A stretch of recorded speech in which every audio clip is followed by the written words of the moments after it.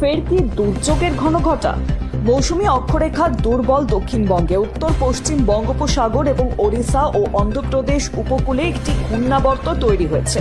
এর ফলে প্রচুর জলীয় বাষ্প ঢুকবে রাজ্যে।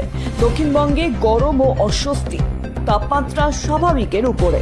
স্থানীয়ভাবে বজ্রবিদ্যুৎ সহ বিক্ষিপ্তভাবে হালকা বৃষ্টির সামান্য সম্ভাবনা। আজও বৃষ্টির পরিমাণ কম থাকবে। আপাতত ভারী বৃষ্টির সম্ভাবনা নেই দক্ষিণবঙ্গের জেলাগুলিতে, তবে বুধবার থেকেই ফের ভোলবদল হতে চলেছে আবহাওয়ার।